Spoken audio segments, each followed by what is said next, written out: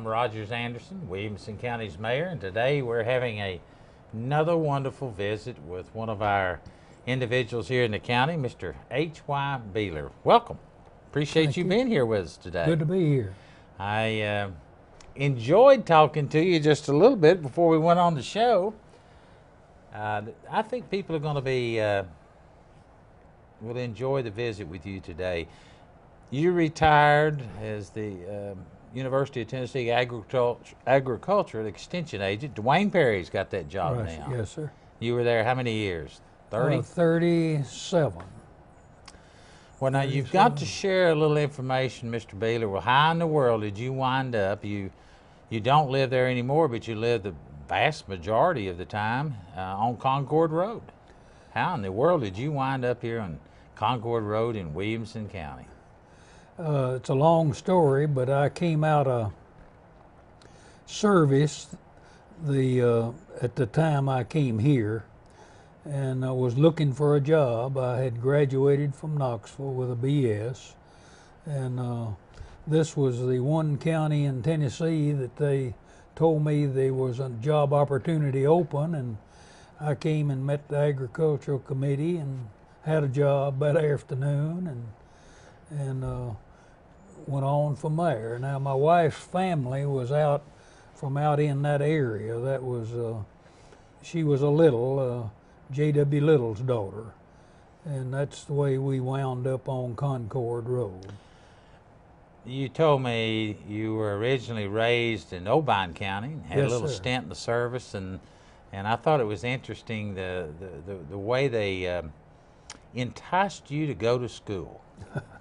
Yeah, when I finished high school, there was no job opportunities anywhere to be had. Now, Nashville or Memphis, and certainly not in West Tennessee, other than agriculture, and things were just sort of coming out of the depression that we had had, and a former teacher for my parents, I guess when they were real young, came by and had lunch with us or had dinner with us, as we called it, after he was a professor at UT Martin.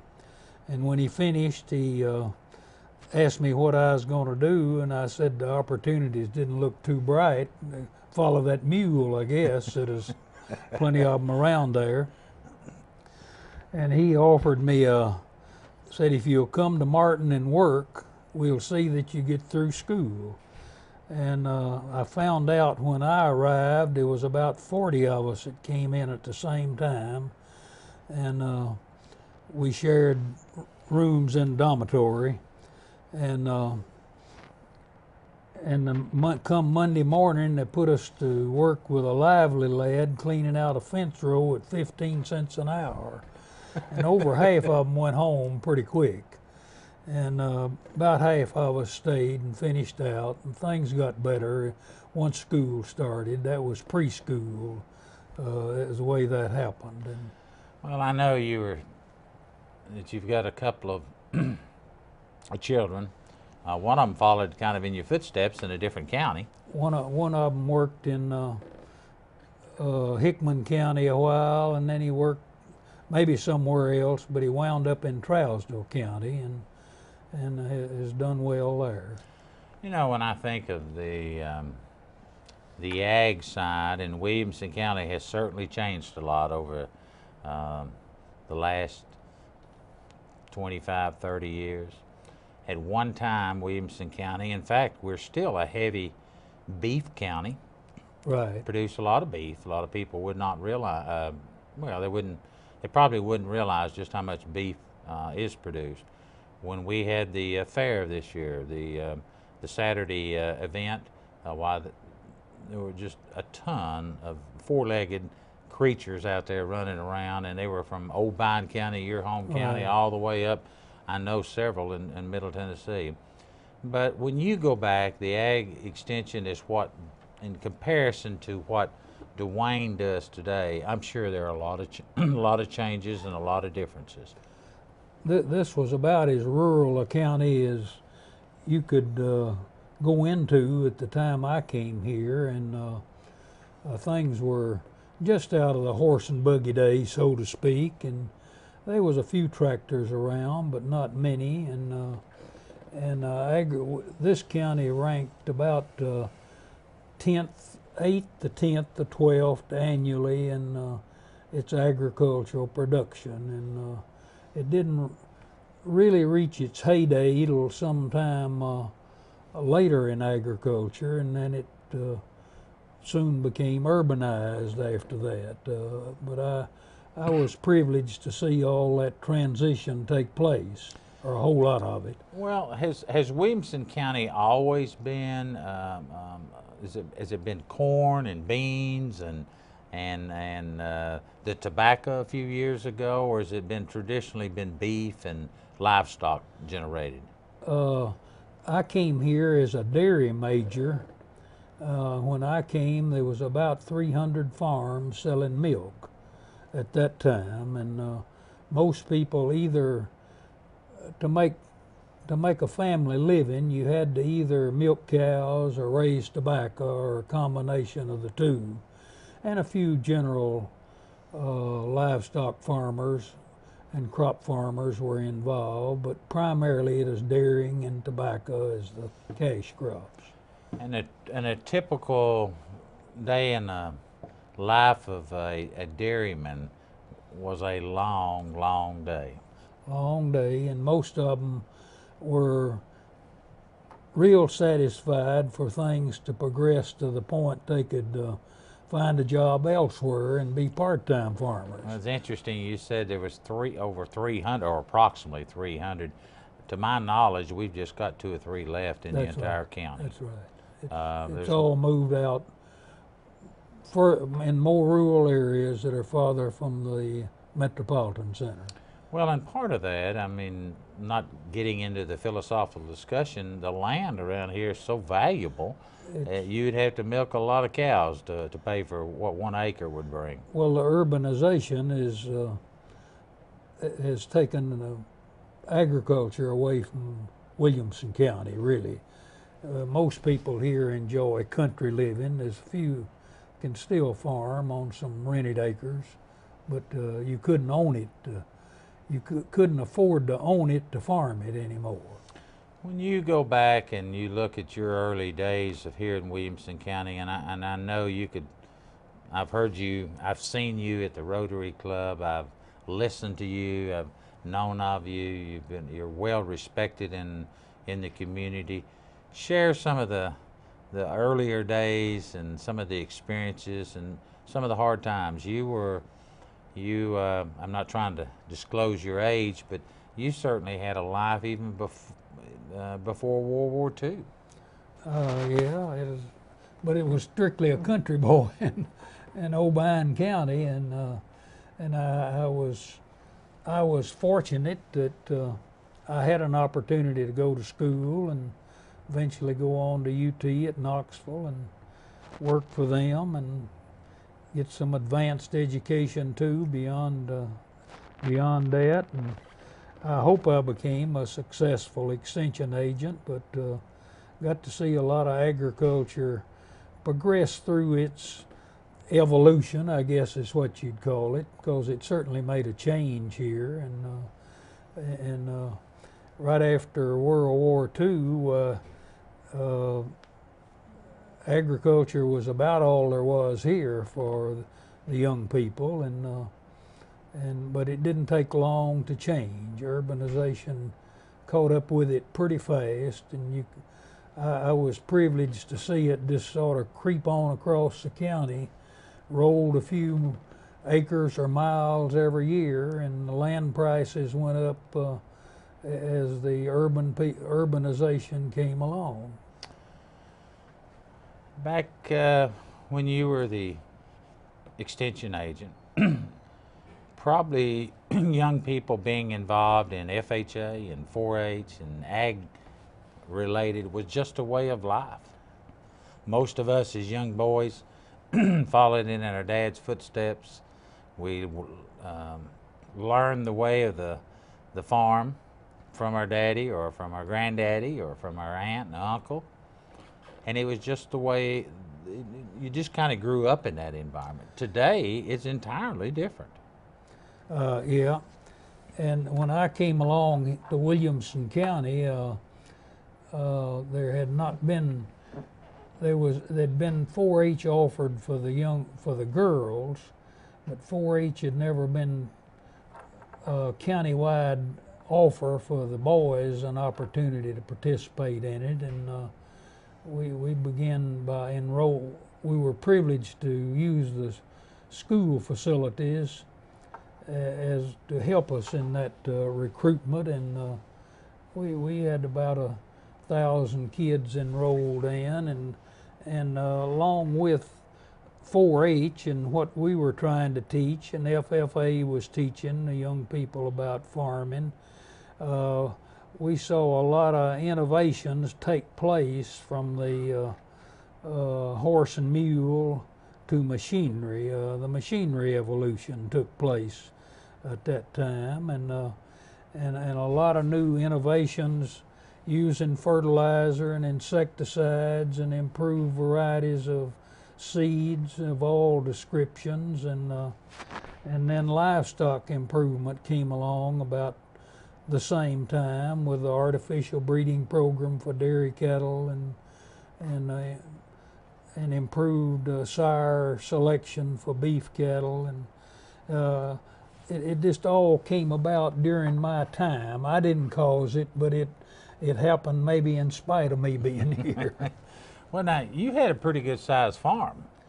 Yeah, it was about 160 acres. And probably livestock wise, how many head did you have at any one time? Well, too many sometimes, sure but some winters, but we tried to keep 30 or 40 beef cows. Now, I really raised on the farm 2 boys, bird dogs, and a few horses for them, and some beef cows, and had a forage program. And I got smart enough pretty quick that that was about all a fellow that worked away from the farm could look after and handle. Where do you see agriculture? And you've had an illustrious history. You've watched us go from basically horse and mule, that beef was not recognized in what it is today. Everyone raised an old cow and milked her, and raised and had one you hung in a smokehouse, whether it was a hog or cow, beef. Excuse me. Where do you think agriculture will eventually have to go? I mean, certainly we've got to continue raising food to feed us. Agriculture has no alternative except to intensify, and by that is as there are more people and the population is growing all over the world, somebody's got to feed them. We're not many of us could feed ourselves if they turned us loose and we had all the space in the world and things to operate with, and it's become very highly specialized now, and one place will have a dairy operation, another a beef finishing floor, and it's become very integrated with big industry too, as the poultry people are a fine example of that, and our vegetable production in Florida and out west and wherever they can grow vegetable, something to eat. It really is what it amounts to. And I would probably agree with you that there are very few people that raise, have their gardens, raise their beef anymore, that can feed themselves and be totally sufficient. There are very few of those around anymore. Right. There's a few that'll try for a short period. Yeah. Well, find out it's work too. You're probably like I am. There's nothing more enjoyable to have a garden, raise one. Right. But unfortunately, I don't can very good, and but I do enjoy eating good vegetables. Go back, and if you could share with me, the people that will watch this will be a lot of your friends. You know, Dr. Guffey, I know you knew of Yeah. him, worked with him, you've been very involved. You certainly involved with Mr. Moody, Mr. Lynch. I know there are some people in this community that you could share some experiences of working with them or around them. You were very involved in our community, and I know that in your early days, your office was pretty much around where the old historical courthouse is, down on the square. Right. Wasn't much to your office. And Right. for those that are watching, that there's a young lady that works downstairs in my office. I think you gave her your first job, Diane Giddens. Diane was a wonderful young lady, and we were happy to see her move on to the county executive's office. I believe that's what it's called then, or the county judge's office. Probably called judge at that time, but, Wilbur Kelly. Yeah, right. And she's very able, very capable. And she's typical of so many that I was privileged to see and meet and work with as they were growing up and developing. And so many of them just made, well, nearly all of them just made wonderful citizens. And you mentioned Dr. Guffey, and I always or fondly remember that about twice a year, and he'd call, and in his mumbling way, he'd want to make a date with you to some afternoon in the future to go look about his cows, he called it. Well, he really wanted to go ride his horse, and he always had one for me to ride. He knew I rode a little on the side home, and he'd invariably have one about half broke. He'd say, "That one's a little loose behind now when you get on." But it was a pleasant time to spend with a man like him too. And you mentioned some others that like Clyde Lynch. It's still around, kicking high and strong. We appreciate very much. Well, you've had the opportunity to see this county grow and flourish. It's not always in the area of agriculture, in the area that you might want to see, but clearly today Williamson County is a very strong community, and it's a very strong county from a financial, economic point. You drive around the mall, I'm sure you could certainly tell many histories of what was in those fields long before the Sears and the Pennies and the other businesses that were there. Yeah, Marvin Pratt's dairy herd. Gosh, I walked all over it many times with him. He was a good operator, and I was frequently at his demand, and it was a pleasure to serve him. But he even was aware of what was going on when he went out of the dairy business, when they bought him out. It is a good, it's a great county. It's a great county. Been a wonderful place to live and work and live.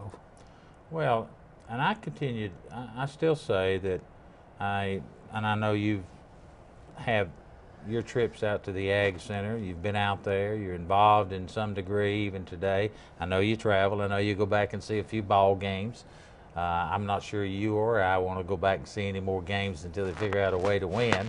So I'll leave that to the imagination of the people wondering who we were pulling for this year. But I think that there's our FHA, our 4-H programs over at the Ag Department. I watched the county fair. The kids that get involved. Mr. Beeler, I think it's about as strong in the last year or two as I've seen it in several years.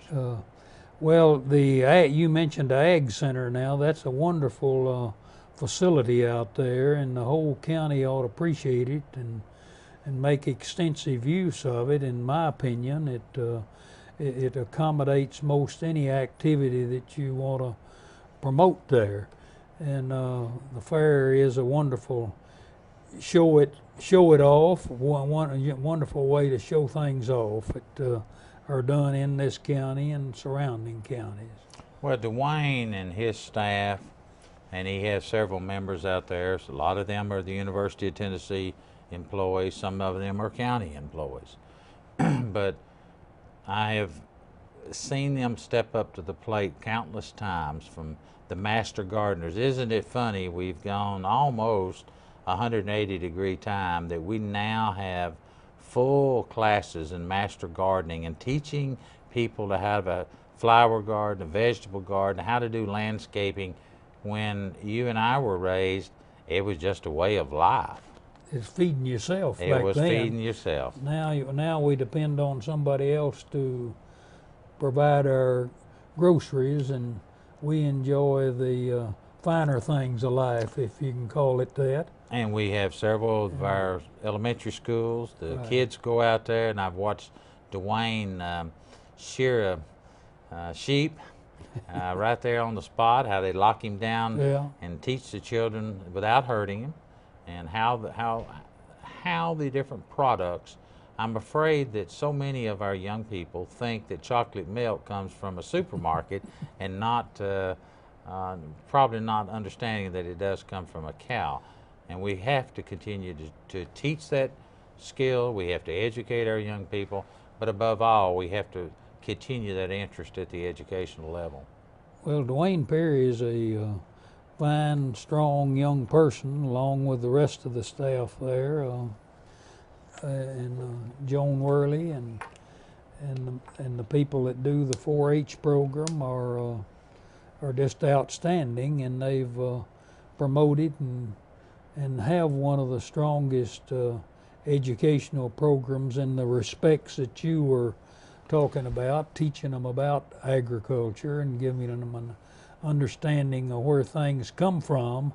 It's one of the best in the state, and no doubt about it. If you traveled back a few years ago, share some of the changes that may have occurred from Concord Road at your house down to Franklin around the square. Oh, Lord. Concord Road, when we moved there, was, I had blacktop in a few places. You could hear a car coming down the road. You never thought about locking your house. Somebody came along, wanted something, they borrowed it and brought it back, and you knew all your neighbors, and from several mile around, they didn't change at all.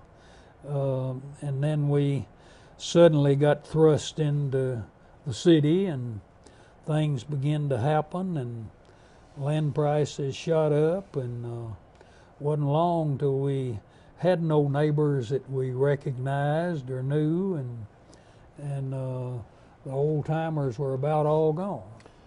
Well, and you know, when you get off from Concord Road, as you're heading east, I guess that's east, out towards your old place, and you pass by the old WSM radio tower. There's a gentleman here that continues to work, in the name of Jim Hayes, that worked there as a young boy, and I know you know Jim. Yeah, very well. And that radio tower has a long history, But when you reflect back over those early days, to come out to Concord Road from Nashville, Tennessee was a long drive.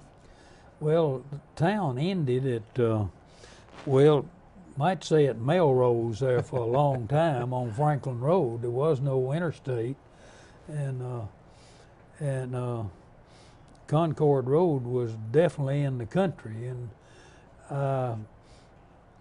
at Brentwood, I can vividly recall, and I was sort of involved in it. Another boy and I owned a little hardware store there early on, just as a little investment we made.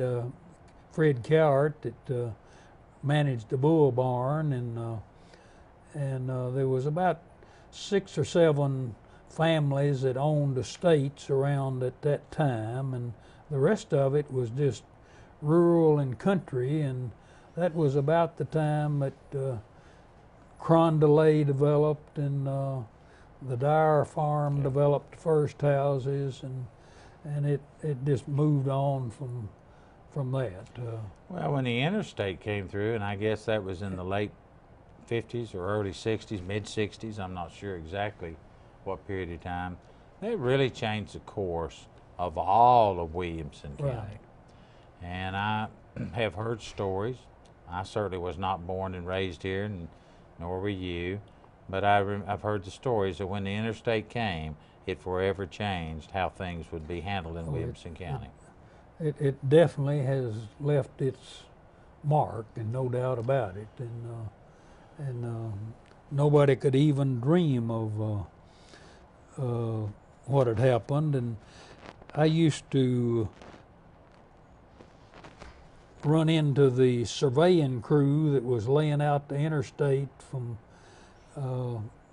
through Brentwood nearly every morning at the courthouse as I came into work, and I'd ask them whose farm they was going to ruin today.